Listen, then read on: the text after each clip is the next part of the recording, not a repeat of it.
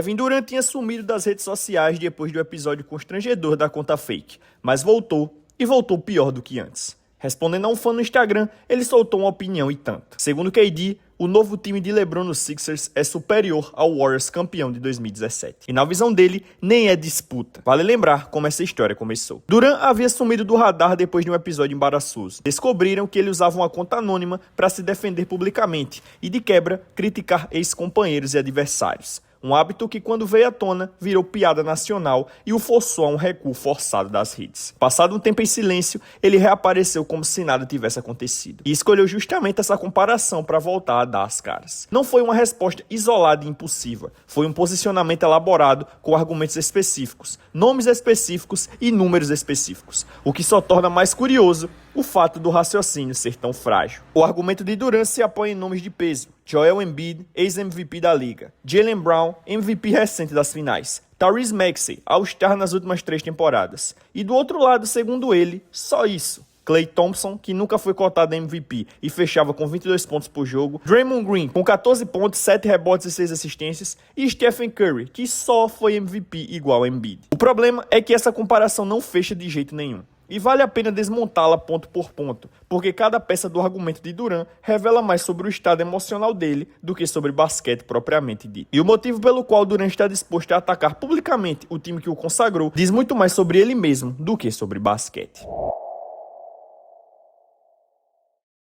Galera, antes de continuar o vídeo, deixa eu mostrar um negócio aqui pra vocês. Estamos quase batendo 90k de inscritos. Então peço humildemente que você deixe o like no vídeo, que ajuda bastante, e se inscreve no canal pra gente bater 90k de inscritos e, consequentemente, bater os 100k até o final do ano. Fechou? Sem mais enrolação, vamos pro vídeo. Tamo junto. Vale lembrar o contexto. Aquele 2017 foi justamente o primeiro ano de Durant no Golden State. Um elenco que, na temporada anterior, já tinha batido o recorde histórico da liga com 73 vitórias na fase regular e chegadas finais sem ele. Ou seja, o time somou um dos maiores pontuadores da história e ainda assim, segundo a lógica do próprio KD, isso não bastaria para superar estatísticas de papel de outro elenco. Isso já mostra a fragilidade do raciocínio. Pontos por jogo isoladamente nunca foi um indicador confiável de força coletiva.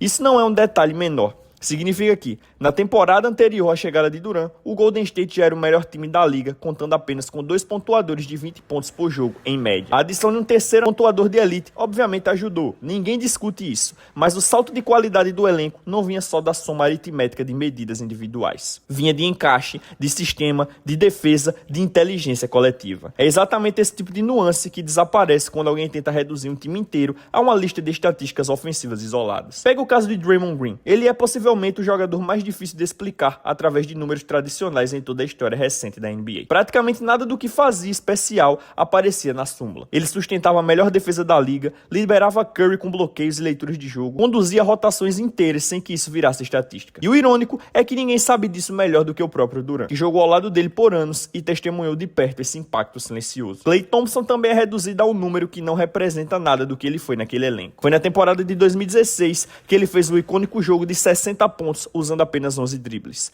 os 60 pontos mais rápidos da história. E ainda assim ficou fora de quadra o quarto período inteiro, porque o time já tinha vencido com folga. Fora isso, Klay era o principal defensor de perímetro do time, encarregado de neutralizar o melhor armador ou ala adversário em praticamente todo jogo importante. Reduzir esse jogador a 22 pontos por jogo, nunca foi cotado a MVP e ignora completamente o papel que ele exercia. E tem mais, no ano anterior, quando o Golden State enfrentou o próprio Oklahoma City de Durant na final de conferência e viu o Thunder abrir 3-1 na série, quem segurou a pressão não foi o astro eleito MVP daquele ano. Foi Klay, que 41 pontos com 11 bolas de 3 para forçar o 7º jogo. Justamente a série que Durant e o OKC acabariam perdendo. Um cara desse nível topou abrir mão de protagonismo estatístico pelo bem do coletivo. Isso não é fraqueza, é sacrifício em nível de elite. Aquele jogo de 60 pontos em 11 dribles resume perfeitamente o que tornava o Warriors tão superior e porque a lógica de somar médias de pontos é rasa. O time tinha estrelas que sabiam viver dentro de um sistema. Inclusive, um cara capaz de fazer 60 pontos sem nunca monopolizar a bola. Enquanto isso, o Sixers de LeBron reúne 4 jogadores acostumados a serem protagonista absoluto de seus times. Jaylen Brown, o próprio LeBron, Tyrese Maxey e Joel Embiid. No papel, isso tem cara de pesadelo de química. 4 egos, uma bola só. Já o Golden State daquele ano tinha Curry, Durant, Thompson e Green. todos All-Stars e ainda contava com Andre Iguodala saindo do banco. Um ex-MVP de final relegado a coadjuvante de luxo porque o elenco era tão profundo que nem precisava dele como titular. Isso sim é um monstro no papel de verdade. Curiosamente, Durant parece nutrir uma espécie de imunidade especial quando o assunto é Stephen Curry. Talvez o único ex-companheiro que ele evita atacar diretamente. Ainda assim, ele o coloca lado a lado com o Embiid, como se fossem equivalentes. Curry foi MVP assim como o Embiid foi. Só que querer equiparar um Curry no auge a um Embiid de 2026, cronicamente lesionado, disputando pouco mais de 30 jogos por temporada, é simplesmente ridículo. Sem contar que o próprio Durant também foi MVP de temporada regular, anos antes de aquilo tudo. Ou seja, ele está comparando dois MVPs em plena forma física ao MVP que hoje é sinônimo de instabilidade física. O argumento desmorona sozinho. Não é a primeira vez que Durant vira as costas pra gente que jogou com ele. No ano passado, ele detonou publicamente companheiros de equipe usando uma conta anônima. Episódio que, aliás, foi o motivo do seu próprio afastamento das redes sociais. Agora, repete o roteiro com antigos parceiros de Golden State. O efeito colateral é sempre o mesmo. Ele se distancia cada vez mais da própria torcida e dos colegas de profissão. Se a intenção é ser respeitado pelo que conquistou, esse comportamento produz exatamente o oposto. Vale notar também o padrão geográfico dessa trajetória. Depois de sair de Oklahoma City, Durant passou por Golden State, depois Brooklyn, depois Phoenix e agora Houston. Uma sequência de saídas que, somadas aos episódios de atrito público, começa a desenhar um retrato bem definido. Em nenhum desses lugares ele parece ter conseguido construir aquela relação de pertencimento genuíno que muitos astros cultivam com uma única torcida ao longo da carreira. E cada vez que ele reabre uma dessas feridas, atacando publicamente gente que já vestiu a mesma camisa que ele, a distância entre ele e o público que poderia estar do seu lado só aumenta. E o pano de fundo dessa história toda é uma insegurança antiga em relação aos títulos conquistados em Golden State. Na época, criticavam duramente a decisão de Durant de se juntar a um time que já havia batido o recorde de vitórias. Um comentarista famoso chegou a chamar aquilo de a jogada mais covarde que já viu um astro fazer. E um ex-companheiro de OKC cunhou um apelido pejorativo que grudou nele até hoje. Você já sabe de que eu tô falando, né? É bem provável que, ao dizer que o time de LeBron é pior ainda, no mesmo esquema, Durant esteja tentando nas entrelinhas validar retroativamente a própria escolha. Só que a comparação simplesmente não se sustenta. O time de Embiid e companhia foi eliminado na segunda rodada dos playoffs por um adversário classificado em posição inferior na tabela, enquanto aquele Golden State vinha de 73 vitórias e chegou a um fio de distância do título. Mesmo somando Jaylen Brown ao elenco do Philly, a comparação não fecha.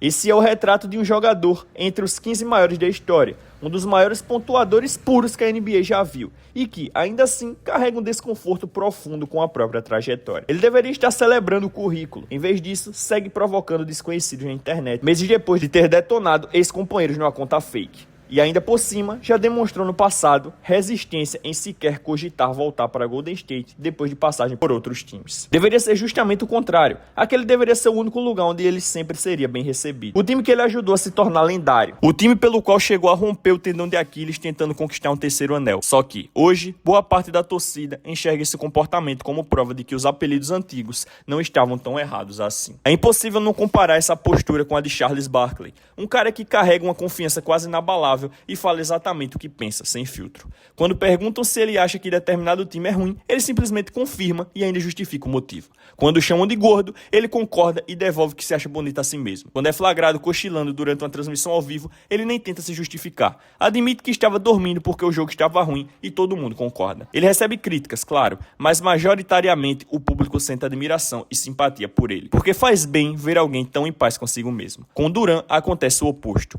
Cada declaração recente soa como uma tentativa de validação externa, o que gera desconforto em quem assiste. E há uma ironia cruel nisso tudo. Quanto mais Durant reclama, mais atenção ele atrai para o próprio time empilhado de 2017, reforçando justamente a narrativa que ele tenta combater. Se ele simplesmente tivesse abraçado a história, em vez de tentar reescrevê-la, provavelmente teria muito menos gente incomodada com o assunto, e ele mesmo estaria em paz, algo que talvez nunca aconteça. Existe uma leitura mais generosa sobre tudo isso. Estudos sugerem que uma fatia considerável da nossa personalidade, algo entre 40% e 60%, tem base genética. E talvez Durant simplesmente carregue um temperamento mais fechado, melancólico e propenso ao isolamento, algo contra o qual ele teria que lutar ativamente todos os dias, não importa o caminho que sua carreira tivesse tomado.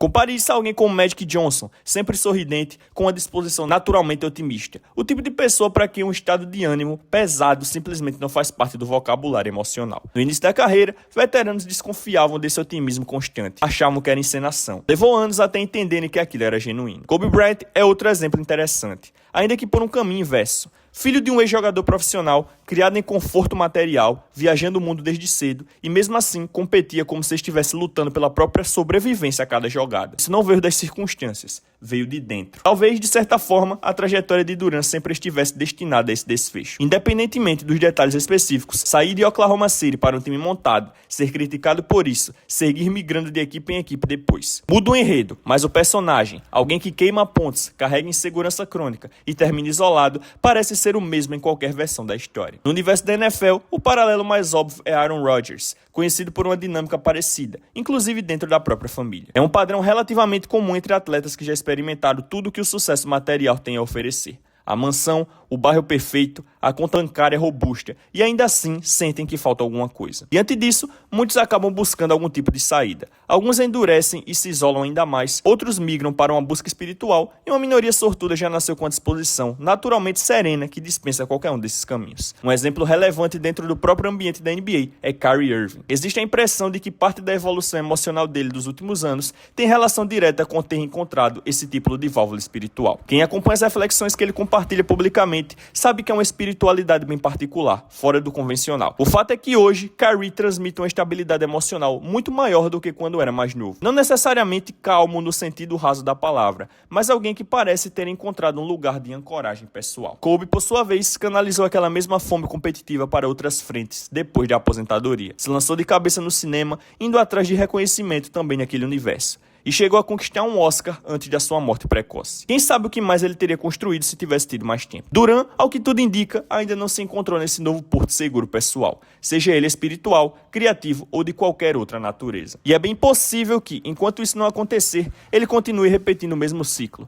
acusar, se isolar, buscar validação externa e nunca realmente aproveitar o próprio legado. No fim das contas, essa polêmica toda talvez sirva só para reforçar aquilo que Durant tanto tenta negar. Sim, o Golden State de 2017 foi, de fato, um elenco extremamente montado, e não há problema nenhum em admitir isso. A ironia é que, se ele parasse de tentar reescrever essa narrativa e simplesmente aceitasse a própria história com orgulho, muito provavelmente receberia bem menos críticas do que recebe hoje, insistindo em compará-la desfavoravelmente a outros elencos. Contas queimadas, provocações públicas e comparações tortas não vão mudar o que já está escrito nos livros de história do esporte. Só vão continuar afastando dele justamente as pessoas que deveriam estar do seu lado. No fundo, essa polêmica específica sobre quem tem o melhor time no papel nem é o ponto central. O ponto central é o padrão que se repete a cada poucos meses. Durant reage a um comentário de fã, escala a resposta muito além do necessário, arrasta ex-companheiros para a briga, gera uma onda de notícias negativas sobre si mesmo e, no fim, ainda sai como o lado mais desgastado da história. É um ciclo que ele mesmo alimenta e que, ao que tudo indica, só vai se repetir quando ele não encontrar alguma forma de fazer as pazes com a própria trajetória. Até lá, cada nova comparação, cada nova provocação vai continuar servindo apenas para relembrar a todos, mais uma vez, do time estelar que ele decidiu integrar em 2016. E do preço emocional que ele parece pagar por isso até hoje.